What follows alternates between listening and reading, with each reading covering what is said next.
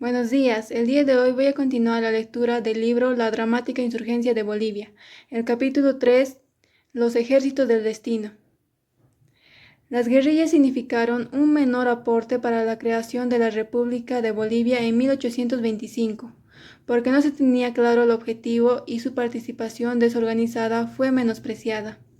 Al igual que los montoneros y los ejércitos de los lejanos orígenes al mando del Virreinato de Lima, conformaron otra militancia contrarrealistas. Este último será el propósito de invasión de rebeldes de La Plata junto a ejércitos auxiliares. El Alto Perú fue el escenario de la guerra en 1809.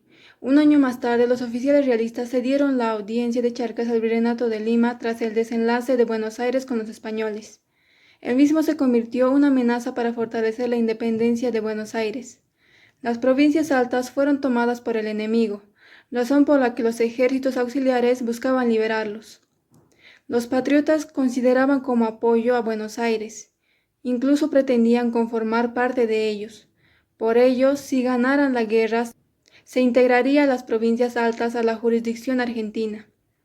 La causa del afán de ruptura con Buenos Aires fue la derrota y el fracaso de los ejércitos en el intento de liberar las provincias. Esto se hubiera evitado si el ejército argentino hubiese sido conducido y organizado de manera exitosa, lograría el objetivo, indica el nacionalista Juan Alberti. Se marca el inicio de emancipación de Charcas con el ingreso del ejército auxiliar al mando de Juan José Castelli en octubre de 1810. Comenzó con un serio error, ejecutar una sentencia de muerte a Liniers, un héroe y salvador para la gente del Alto Perú, condenado por él mismo que vendría a liberarlos. Este suceso pasó a mayores. Tras la victoria en Suipacha, entró a Potosí, recibió apoyo de Chuquisaca, Cochabamba y La Paz. Parecía que las provincias altas habían logrado la libertad ansiada, pero Castelli convirtió los hechos condenando a un riguroso pena de muerte a 3 destacados hombres, entre ellos Vicente Nieto, Francisco Sanz y José de Córdoba, responsables de varios cargos en Charcas. Pese al periodo de libertad enviado por Moxó, a mente fría Castelli cumplió su palabra, y en vista de la multitud, los 3 prisioneros fueron ejecutados el 15 de septiembre de 1810. Su único crimen, ser realistas. El ejército auxiliar quedó de cruel vencedor a lo que debía ser un aliado libertador. Y así fue. La actitud de los soldados pasó a ser el enemigo del pueblo. Era injustificable su intento de superioridad. Mataban a sangre fría por una prenda, despojaban de los bienes que poseían e incluso llegaban al punto de asesinar sin ningún motivo, hecho que incluía de igual manera a mujeres. La paz se sintió luego de la partida a Chuquisaca de Castelli y su ejército. Surgió así un persistente rencor hacia los argentinos. La misma conducta la direccionó a Chuquisaca. Castelli nombró a quienes se encargarían de puestos importantes en el gobierno de la ciudad. Proclamó el 5 de enero de 1811 aquellos que se opongan o contraríen a Buenos Aires serían condenados traidores. No obstante ello, emitió otra proclama en el que, ya sea verbal o por acciones en contra de Argentina, sería un delito grave y su sentencia era la muerte. El alivio se sintió posterior a la retirada de Castelli, junto a su ejército a Oruro y La Paz, donde denegó la Semana Santa, que era importante en su religión. Luego firmó una tregua de 40 días con el general Goyeneche, misma que fue descartada e ignorada por José. A eso Goyeneche reaccionó con un ataque sorpresa en su contra. Los soldados huyeron y se dispersaron a Cochabamba, Chuquisaca y Potosí. Fue una fácil victoria según Goyeneche. La unidad de retirada argentina saquearon las ciudades por su recorrido, mientras que Castelli retornó a Chuquisaca para reorganizarse. En tanto, el ejército argentino fueron violentados por los habitantes de Potosí en la anterior celebración de la purificación de María, en donde sucedió un primer accidente ridículo al subteniente argentino que costó afectar a indios con un sable. Esto provocó a los potosinos a atacarlos e iniciar una masacre, pero Guzmán tranquilizó a ambos bandos. La situación cada vez se complicaba. Un segundo accidente ocurrió en junio y julio de 1811. Un soldado auxiliar negro atacó con un cuchillo a ciudadanos por ser ignorado, ya que se encontraba ebrio. Esto fue expandido a tal grado de comenzar un enfrentamiento entre el ejército auxiliar y potosinos. Se convirtió más personal. Estaban decididos a acabar con ellos por el resentimiento acumulado contra los argentinos. Nadie podía impedirlo. La batalla paró después de una extraordinaria reacción ante la imagen de la Virgen del Rosario y Veracruz. En consecuencia, fue un saldo de 145 soldados mayor a 9 civiles que fallecieron. La victoria del pueblo fue sorprendente. Juan Martín de Pueyrredón, quien había ascendido a presidente de la Audiencia, estaba al tanto de lo sucedido entre ambos bandos enemigos. Pese a la masacre a su unidad, convocó una reconciliación de paz. La escena digna de comedia se observó. Aquellos que luchaban en una tremenda batalla ahora juraban olvidar el pasado con un conforme abrazo. Se restableció la alianza entre los auxiliares y potosinos, pero no concluyó el caso de pacificación. Pueyrredón siguió una investigación para determinar el motivo de la masacre pasada. Posterior a la información de los argentinos, dio por entendido que los responsables eran los párrocos, quienes incitaron al conflicto. Sin embargo, no era ni el mínimo de la verdadera razón. Por otra parte, Goyeneche, al mando del ejército peruano, continuaba su avance tras la victoria en la batalla de Amiraya contra el ejército auxiliar de Cochabamba. Dicho acontecimiento no debía llegar a oídos de potosinos, porque se reanudaría el enfrentamiento. Por ello, Pueyrredón mintió descaradamente que Díaz Vélez había sido el protagonista del triunfo en esta ciudad. No obstante, su engaño no le duró. Un fraile se enteró de la verdad mediante una carta que narraba la asombrosa victoria de Goyeneche en los campos de Amiraya. Esto despertó una vez más las aspiraciones contra los auxiliares. Díaz, enterado de la molestia del pueblo, retornó a Argentina. Pueyrredón, por su parte, permanecían en la Villa Imperial debido a los fondos y bienes depositados en la Casa de la Moneda y el Banco de San Carlos, velando por su propio interés a costa de los enfurecidos ciudadanos, a quienes mencionó que los valores adquiridos era para no llegar a parar a manos del enemigo. El pueblo fue víctima de un engaño bien planificado. Pueyrredón había abandonado la ciudad posterior a cargar las mulas repletos de plata al ingresar a la Casa de la Moneda, digno de un ladrón en serie. Todo ello con el cuidado minucioso a no ser descubiertos. Se activó la alarma del robo suscitado, de las riquezas propias de la Villa Imperial.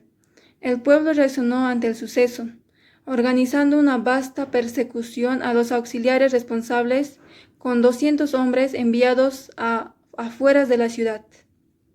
Encontraron a la unidad auxiliar comandado por Pueyrredón, que según él los hombres en lucha siquiera estaban organizados, junto a su pobre armamento. Incluso parecía motivo de risa, frente a la estrategia y la superioridad de armas de los argentinos. Y como era de esperarse, el pueblo procedió a retirarse ante ellos. Pueyrredón prosiguió su marcha, sin atentados. El pueblo intentó capturar a los fugitivos, sin embargo no lo consiguieron, pero la noticia fue difundida. Por ello, la unidad en retirada argentina fue atacada por otros lados. No vieron más opción que escapar a Tarija. Esta ciudad, entusiasmados, apoyaron a la Junta de Buenos Aires, brindando su participación con 600 soldados unidos a los argentinos, con los cuales logró la victoria en Suipacha, dando acceso a Castelli, a las puertas de Potosí y Chuquisaca. Los tarijeños, aún al lado de los argentinos, no reclamaron paga. Aprovechando eso, el comandante no se dio la molestia de ascender cargos superiores a los mismos. Los tarijeños, ofendidos por la discriminación, protestaron y retornaron a su ciudad. Se despertó un resentimiento desagradable contra los auxiliares, dejando de lado su apoyo. Tras este suceso, Pueyrredón, en camino a las tierras bajas de Tarija, no esperó una amistosa convivencia. Vélez tenía la obligación de tomar por la violencia a la ciudad tarijeña, razón por la que tomó la misma ruta de acceso. Pueyrredón tenía entendido del conocimiento de Tarija la noticia de que se llevaba plata en grandes cantidades, y temiendo a ello, se llevó la inesperada disponibilidad de continuar su viaje por la tregua que se declaró. Potosí esperaba la llegada de Goyeneche de la mejor manera posible. Posterior a su gran recibimiento, el comandante Pío Tristán reanudó su avance a las fronteras del Alto Perú, invadió las provincias bajas, Salta y Jujuy, y pretendía conquistar Tucumán. Este último no lo consiguió. Fue derrotado por la defensa de Manuel Belgrano en la batalla de Salta de 1813. Sorprendió incluso a Goyeneche, quien abandonó Potosí y, al igual que las bandas de Tristán, fue rumbo al norte, así acabando con el segundo ejército auxiliar. Potosí, acostumbrada a las entradas gloriosas de ejércitos victoriosos, propiciaron la bienvenida al ejército de Belgrano. Un joven capitán, José Paz, tomó este suceso como una farsa. Se veía a simple vista el temor del pueblo. Por su parte, Belgrano gobernó adecuadamente mejor que Castelli, aunque el ejército español, con su nuevo general Pezuela, organizó una contraofensiva de amenaza a Belgrano. Despreocupado, Belgrano formó una inútil estrategia en la lucha en las ásperas montañas. En consecuencia, su ejército fue derrotado en 2 ocasiones y partieron de retirada a Potosí, donde fueron recibidos tranquilamente. Pero Belgrano no tenía más opción que abandonar Potosí. El 18 de noviembre del mismo año, la partida estaba lista. La unidad de caballería se retiró primero. La multitud estaba reunida en la plaza para ver la retirada del lugar. José Paz, quien venía después con la infantería, presintió un aire misterioso e inexplicable. Por ello ordenó a las personas presentes que se retiren del espacio. Nadie comprendía la razón y se rehusaron a desobedecer. Sus vidas se encontraban en peligro, pero aún así nadie acató el pedido. Finalmente anunció la verdad.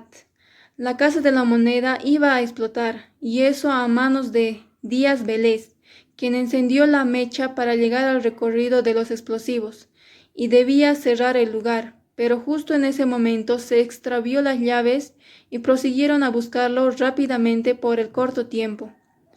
No lograron encontrarlo, por ello decidieron abandonar el lugar, pero las calles estaban bloqueadas, porque Belgrano tenía planeado tomar Potosí.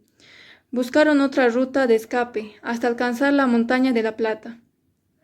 Se llevaron la sorpresa de que no había sucedido absolutamente nada. Alguien o el pueblo mismo lo había evitado. El capitán Juan Lima sugirió volver a la ciudad y encender nuevamente la mecha, pero para eso el pueblo rencoroso ya tenía claro el objetivo de Belgrano y no tuvo más opción que regresar al lugar de refugio. El misterioso hombre que ocultó las llaves no era nada más que Anglada, un comandante nombrado por Belgrano, quien cometió traición, pero salvó a Potosí de un tremendo desastre. Belgrano construyó el plan más sangriento y horrorizante a Potosí, aquel que anteriormente regeneró y se destacó por la disciplina y buena conducta con el pueblo. En remedio a los anteriores, Castelli y Pueyrredón se convirtió en el originador de nuevas heridas de Potosí. Para los argentinos nunca fue superado la masacre de 1811. Por ello, el plan era preciso a tal grado de restarle importancia a acabar con una ciudad repleta de habitantes y riquezas, y dar fin a lo que fue Potosí sin ningún arrepentimiento. Las unidades guerrilleras continuaron su lucha, constantemente iba mejorando más. Se intensificó con los montoneros Warnes, Padilla, Arenales, Lanza y otros, quienes amenazaron la hegemonía realista. El comandante del Ejército del Norte, San Martín, forzó a Pezuela a retirarse dentro de las provincias internas. Martín tenía claro los objetivos. Pensaba conquistar el Bajo Perú por rutas chilenas. El general del Tercer Ejército Auxiliar, Rondeau, demostró su indisciplina comparada a lo que fue Belgrano y San Martín. Él quería ser moderado y a la vez apreciado por todos. Finalmente, en 1815, derrotó al enemigo en Puesto del Marqués. Dichas tropas prefirieron celebrar antes que ir tras el enemigo. Los tres generales comparados se identificaba como tirano a Castelli, a Belgrano como el estratega del plan basado en el fin justifica los medios, y Rondeau, un débil, junto a su ejército corrupto y codicioso que abusaron del pueblo, ya que tenían el libre acceso para robar. Similar a lo ocurrido en Chuquisaca, con el comandante Rodríguez, buscaba dinero y mercancías de valor que justificó como propiedad de realistas. Entre oficiales y soldados, cegados por el saqueo de grandes sumas de dinero, vivieron repentinamente una vida de lujos. Por el lado de Rondeau, perdió la oportunidad de ocupar todo el Alto Perú e incluso el Bajo Perú, pero fue aprovechado esto por Pezuela, quien sacó ventaja del receso. Rondeau tenía planeado ocupar Oruro y su retirada involucró una borrachera de despedida, en camino a una predecible derrota. La habilidad de Pezuela triunfó en bloquear el avance de Rondeau e incluso se adelantó, lo que significó que Rondeau iba directo en marcha a los realistas, en camino a Cochabamba. El 29 de noviembre de 1815, en Sipe-Sipe, los mismos sufrieron la derrota mayor de la guerra, dando fin al ejército auxiliar de Rondeau y la conquista de todo el Alto Perú. Las guerrillas permanecieron para continuar la lucha que pedía a Padilla. Rondeau, sin embargo, expresó su disgusto enviando una carta a Rondeau rechazando la propuesta de la más cruda y verdadera realidad del desprecio a Buenos Aires, incluso más que a los españoles. Finalizando en tono aconsejable, dio a considerar próximos recibimientos argentinos que respetaran el pueblo, mas caso contrario se tomaría medidas drásticas. Se tenía una gran perspectiva de los sucesos que ocurría en el Alto Perú por parte de Padilla. Esta última derrota de Rondeau inició el punto de separación para la independencia del Alto Perú. Sin embargo, las semillas de la libertad no germinaban, debido a que se dependía de la influencia de los argentinos. Pero el deseo de emancipación no terminaba. En 1816 inicia la anarquía de las Provincias Unidas. Belgrano, al comando del Alto Perú, estuvo a la defensiva de nuevas invasiones. La Madrid, con 150 hombres, solo fue uno de los demás comandantes inútiles que buscaba prestigio y alabanza. La solicitud de organizar un ejército auxiliario fue ignorado, no hasta que estuvo listo en 1825. Sin embargo, era demasiado tarde, debido a que Sucre ya había derrotado a los restantes españoles. La independencia nunca se hubiera logrado, si no fuera por la creación de emancipación durante la guerra. Esta historia de los ejércitos auxiliares fueron de bastante importancia para la futura creación de la actual Bolivia.